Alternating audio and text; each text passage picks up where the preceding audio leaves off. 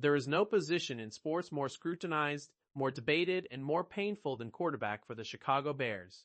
Since Jay Cutler's time in Chicago ended in 2016, the Bears have cycled through more quarterbacks than most franchises see in a generation. Some had promise, some were stopgaps, some were disasters. Today, we're ranking every Chicago Bears quarterback since Jay Cutler from worst to best. Let's get into it. Before we start, drop in the comments who you think was the best Bears quarterback since Cutler. We read every single one. Number 8. Nathan Peterman. Yes, this actually happened. In 2019, the Chicago Bears signed Nathan Peterman, a quarterback best known for throwing 5 interceptions in a single half for the Buffalo Bills in 2017. That game alone should have ended his NFL career. Instead, he found his way to Chicago as a backup and appeared in one game as a Bear. It was exactly as bad as you'd expect. Peterman represents the absolute rock bottom of the Bears' quarterback search, a symbol of just how desperate and mismanaged the position has been. We move on quickly. Number 7. Mike Glennon. 2017 was supposed to be a fresh start for the Bears. New general manager Ryan Pace signed Mike Glennon to a 3-year deal worth $45 million. Glennon had shown some flashes as a backup in Tampa Bay, and the Bears were betting he could be a serviceable starter while they evaluated the draft. It lasted 4 games. Glennon threw 4 touchdowns and 5 interceptions. He was benched in favor of rookie Mitchell Trubisky. The contract became one of the most ridiculed signings in Bears history almost immediately. Glennon was released after 1 season, having accomplished essentially nothing. The money was wasted. The time was wasted. And the Bears were back to square one at quarterback again. Number 6. Chase Daniel. Chase Daniel spent parts of 3 seasons with the Chicago Bears between 2018 and 2020 as a backup. He started 3 games, 2 in 2018 when Mitchell Trubisky was injured and 1 in 2019. Daniel went 1 and 2 as a starter. He wasn't terrible, but he wasn't good either. He was the definition of a journeyman backup. The kind of quarterback you're relieved to have available, but terrified to actually need. Daniel did his job. His job just wasn't very important. Number 5. Andy Dalton. In 2021, the Bears signed Andy Dalton as a bridge quarterback while rookie Justin Fields developed on the sideline. On paper, it made sense. Dalton was a 10-year veteran with playoff experience in Cincinnati. In practice, it was a mess. Dalton started the first game of the 2021 season, played poorly, and was replaced by Fields after getting injured in Week 2.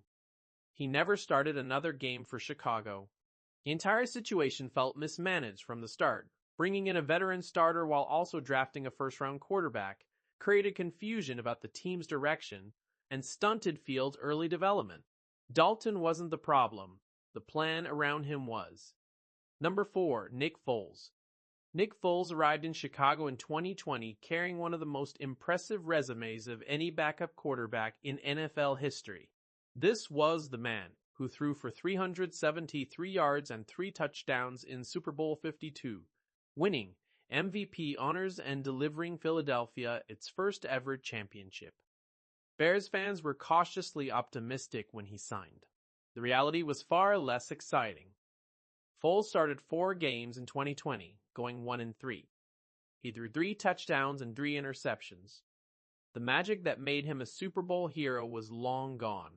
He was released after 1 season and never started another NFL game. Foles is a reminder that past greatness means nothing in a new system with a new team. By the time he got to Chicago, he was a shell of the player who shocked the world in Minneapolis. He lands at number 4 above the true disasters, but well below anyone who gave Bears fans genuine hope. Number 3. Mitchell Trubisky. This one still hurts Bears fans because of what it represented. Mitchell Trubisky was selected 2nd overall in the 2017 NFL Draft. That same draft class included Patrick Mahomes at 10th overall and Deshaun Watson at 12th. The Bears didn't just pass on Mahomes, they traded up to do it. They gave up extra picks to move up and select Trubisky over quarterbacks who would go on to become 2 of the best of their generation. To be fair to Trubisky, he was never given a fair shot. He played for 3 different offensive coordinators in 4 seasons. The weapons around him were inconsistent. The coaching was unstable. But the numbers tell a difficult story.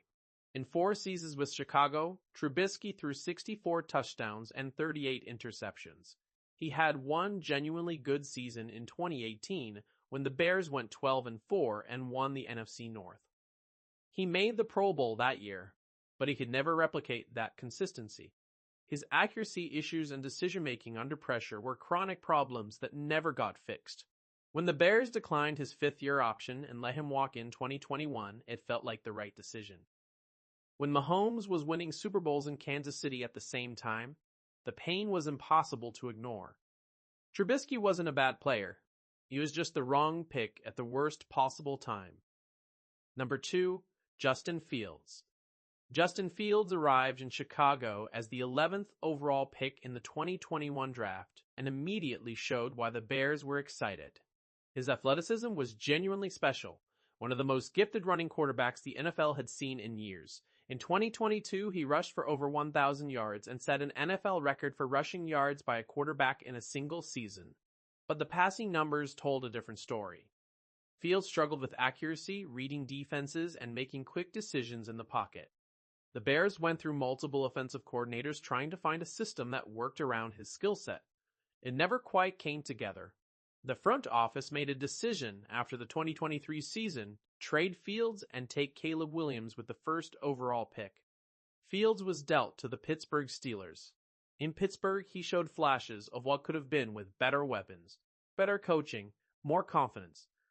Bears fans are genuinely divided on Fields. Some felt he never got a fair shot. Others felt the ceiling was always going to be limited. The truth is probably somewhere in the middle. He was a good player who needed the right situation, and Chicago was never able to provide it. Number 1, Caleb Williams. 2 seasons in, and Caleb Williams is already the best Bears quarterback of the modern era. It isn't particularly close anymore. In his rookie 2024 season, Williams threw for 3,541 yards with 20 touchdowns and just 6 interceptions, breaking multiple Bears rookie records in the process. The foundation was undeniable. But year 2 is where things got genuinely exciting. In 2025, Williams threw for 3,942 yards and 27 touchdowns against just 7 interceptions. He had 6 fourth-quarter comebacks. He dramatically cut his sack rate from 10.8% down to 4.1%, the largest single-season improvement in sack rate by any quarterback since the 1970 merger. He went on a stretch late in the season where his negative play rate dropped to 14.86%, a mark that would have led all quarterbacks in the entire NFL over a full season, and the Bears made the playoffs. For the first time in years, Chicago had a quarterback leading them into the postseason with genuine belief behind him. Williams lost 404 yards due to receiver drops in 2025 alone. Clean that up even slightly, and he's already the first Bears quarterback ever to throw for 4,000 yards in a season. The ceiling on this player is as high as anyone in the NFL. For years, Chicago waited for the answer at quarterback after Cutler. 2 seasons in, it looks like they finally found him. That's our ranking. 8 quarterbacks. 1 city. Years of hope and heartbreak, and finally something that looks like the beginning of something real. Drop in the comments who you think deserves to be higher or lower. We want to hear from you. And if you're a Bears fan who keeps showing up no matter what, hit subscribe. New Chicago sports content dropping constantly right here at Chicago Sports Vault. See you next video.